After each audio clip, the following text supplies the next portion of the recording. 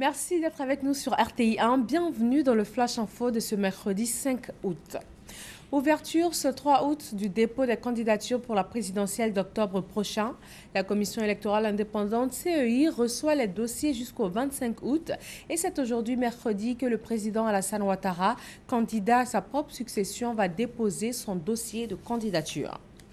Les victimes des crises que la Côte d'Ivoire a connues depuis 1990 vont être indemnisées. La première phase de l'opération a démarré hier mardi. Elle concerne 4500 victimes ou proches de victimes. Cette première phase a été lancée au palais présidentiel en présence de victimes et du chef de l'État.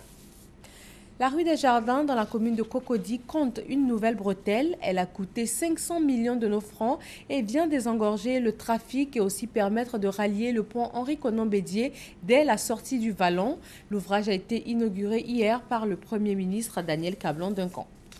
5 ans de prison ferme pour le commandant Abéi Jean-Noël et 20 ans pour le capitaine Anselme Sekayapo, dit Seka Seka.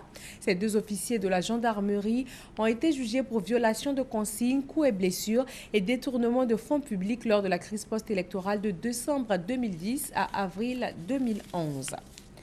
La direction de la certification des examens et concours fait le bilan des résultats des examens scolaires session 2015, 70,13% de taux de réussite contre 60,07% l'année dernière.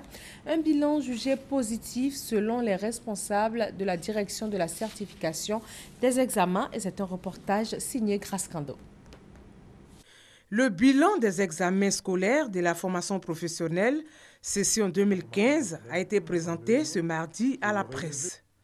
Selon Atse Kazmi, directeur de la certification des examens et concours du ministère de l'Emploi, des Affaires sociales et de la formation professionnelle, le taux de réussite cette année enregistre une hausse de 2,6 points. Pour la session 2015, nous avons enregistré 3 774 candidats, de plus que la session 2014 qui, elle, a enregistré 12 785 candidats.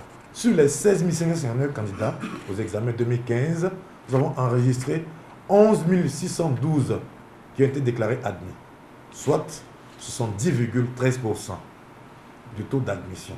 Un taux nettement supérieur à celui de 2014 qui était de 68,07%. Des résultats rendus possibles grâce à l'implication de tous les acteurs.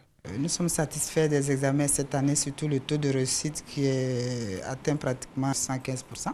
La formation professionnelle est la base de la création d'emplois en Côte d'Ivoire.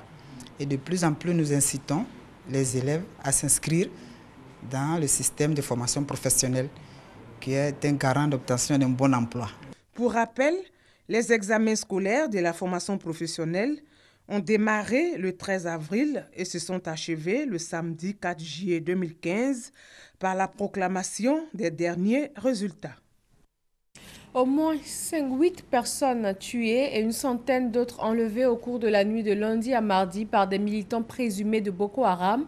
C'est dans un village du nord du Cameroun, proche de la frontière du Nigeria, que l'attaque a eu lieu.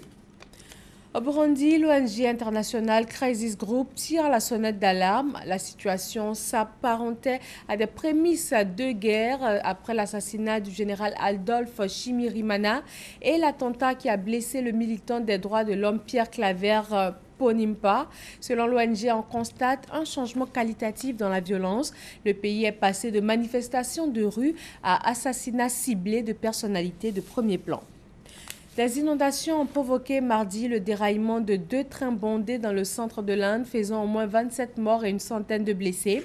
Les trains sont tombés dans une rivière et les passagers coincés dans les voitures ont été dégagés par des plongeurs. 300 ont pu être récupérés. La mousson a provoqué ces dernières semaines la mort de près de 180 personnes en Inde. Et c'est la fin de ce Flash Info. Prochain point de l'actualité, 13h. Merci de rester avec nous sur RTI 1.